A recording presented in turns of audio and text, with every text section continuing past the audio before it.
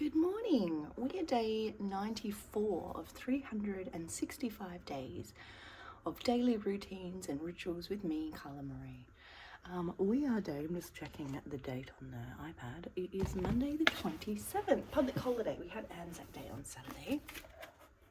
We're going to start our morning with our Luminous Humanist book, same way we start every day. Some good intentions, some good affirmations, and a way to get our mind positive, right? April 27th, the care and feeding of your golden goose. Treat your spiritual growth like it is a precious, or more so than the goose that lays the golden egg from Aesop's fables. Your access to higher realms require thoughtfulness and boundaries regarding the people and situations with whom you surround yourself with. If you must go into a situation fraught with challenging people, walk in the shield of light so bright that negativity bounces off and allows only that which strengthens and feeds your golden center to enter. The affirmation for today is: if I care and I nurture the part of me that I take care of and nurture the part of me that produces golden awareness. I really like that. I had a very long-term friend come and stay over the weekend, which is why I didn't post yesterday. And I've known her since we were 5 years old. We grew up together down in Harvey, which is a little country town if you aren't aware of where Harvey is. And it's in the southwest of Western Australia, and my childhood was very farm-like. I grew up with the old school Aussie mentalities. I lived next door to a tavern most of my childhood, so you can imagine the people I've met. I grew up with bikies staying next door regularly as they were going on their tours. I remember it fondly as children, waking up and running over to the pub in the morning to find all the money that they'd left. Things like that are really different in my childhood, and when I got to sit with my friend over the weekend, she mentioned quite a number of times how different I am to the person we grew up as. And as we got chatting, the theme that we came across over the whole weekend was boundaries, and it was, where aren't we setting them? Why don't we set them? We feel bad for them, and then the stories that are linked to those reasons of why we're not doing the boundary. I am very open with all of the things that who I am and what I say and what I do. I'm very transparent, and I mentioned this to her. And I said, it was over small things, but when our nervous system is so frazzled, and hers was, she spent one night here, one night, and that whole time she was here, they all kept ringing her for the things at home. And it really showed her that she was the matriarch of her family, and that none of them feel like they can do things without her. And so it puts all of this pressure on her. And every time she puts a boundary in, they overstep it. And then because she's not directing them when they do this and not saying, hey, I'm not here. Go and look at the whiteboard in our family home that has all of the scheduling on it so you know what's happening. She doesn't do that. She then re-explains what's happening. And so there's this boundary, right? And so what happens is, when we are constantly saying yes when we mean no, we get pissed, we get frustrated, we get upset because the boundary isn't being stuck to or listened to, and it affects us so deeply.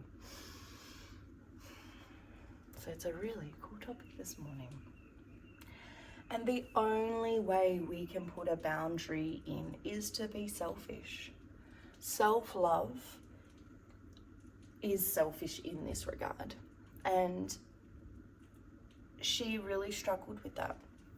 And I said to her, what do you do for yourself? What do you do every day when you come home from work and things are chaotic? What do you do? And she says, I just get back into the routine and rhythm, and I start cooking dinner and doing the jobs and doing the things and life. And I said to her, when do you let it go? She'd never been shown. She had never been shown to stop, to take the pause, how to sit with her feelings and emotions, redirect them, readdress them. None of that. And so we spent, I don't know how many hours talking over this subject over the weekend. She was here for 24 hours, so it was probably the whole 24 hours we spoke, I reckon. It was a long day. Long night. We were up all night talking, just like kids, right? But it showed her that there was a lot of things that needed to be changed at home. And I could see how overwhelming that was. And it really did remind me of how I walked through this. It was really hard to be selfish for myself. I was working 12-hour jobs as a store manager in a perfume store. I had a 3-year-old and a 13-year-old. I was doing the best I could with the tools I had. I didn't understand that by just saying yes all the time was what was breaking me. And so over time, I've learned what boundaries are. I've learned why we don't put a boundary in. I've learned what false beliefs stop us from putting a boundary in. And a big one that me and my friends spoke into was, I am selfish if I put the boundary in. Well, they won't love me properly if I put the boundary in. And it was a really cool reminder, this is something we do teach within self-love. But when we're not putting the boundaries up, we're allowing them to just do whatever they like. And that's not love. That's just acceptance and allowance, suffering, settling. We don't want that in our relationships anymore. We want to feel joy, happiness, fulfillment, like we're actually moving forward in our lives. And so if we don't have very good boundaries, we then start building resentment. We then don't speak what we need to say. We start grinding our teeth. We then might go to addictions. I know for this particular family line, and it's no different to mine, they use alcohol to suppress how they feel. So she comes home and she has a drink. She's not an alcoholic, she has a drink, but it's been enough that is outside of her normal boundary. She doesn't like having the drink. She doesn't want to have the drink every day. And so it's that chain reaction because the boundary isn't there. It's a wonderful topic, boundaries. We could go on all morning about them, and we won't. But I just wanted you to be aware of all of the different things that are in those spaces, because boundaries are one of the toughest things that we have to do in our lives of learning self-love. And when we can learn to say no, it is a big step forward in that department. Big conversations. And if you want to know more about boundaries, I'm actually holding a women's circle this weekend, this Friday from 6 to 8, and we are going to be doing a workshop on all things boundaries and why we don't set them, so we have understanding, so we can get our head, our mind, our consciousness around it, so we can move through it the best that we can, right? Now, if you haven't noticed, I've been using ChatGPT, so I've just paused my recording on the iPad and I'm redoing it because it only allows me to record 10 minutes at a time. I'm using these as transcripts. I'm keeping everything stored, which is pretty exciting. For YouTube, of course. Cataloging, that's what the word is. I'm cataloging my journey.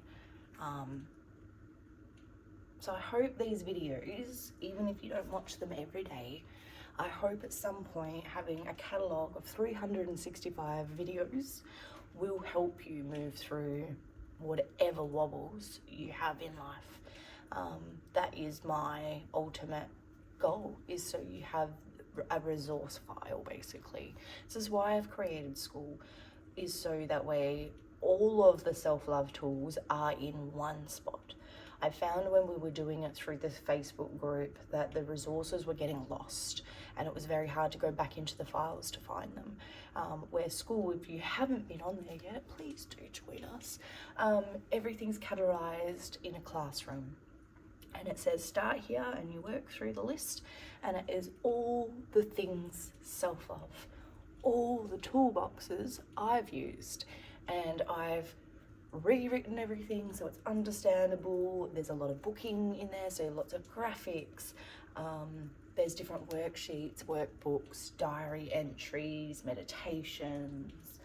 There is a smorgasbord of content at your disposal to learn the tools of self-love. My whole reason of creation of this is because when I went through this, there was nothing. I had no tools, had no idea what any of this stuff was, and that's my why. My why is because I wish when I went through this with my children, it was easy.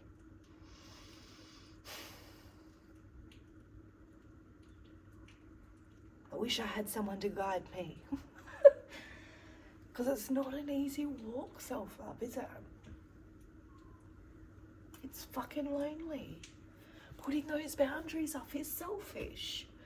Oh my God, then we've got to talk to them about it. It's all of these things, and I didn't have anyone to do it with me. So I hope, and my real big delusional wish is that we have the most awesome community over on school of just wicked women wanting to learn all the things, and our beautiful Jordan, because we do have men in there. Jordan's the only male in school that is doing the course. There are a handful of men over there from different fields. There's a few mentors in there from different schooling groups to help me strategize, to be a businesswoman. That's what it is. I got no freaking idea what I'm doing, so I need all that.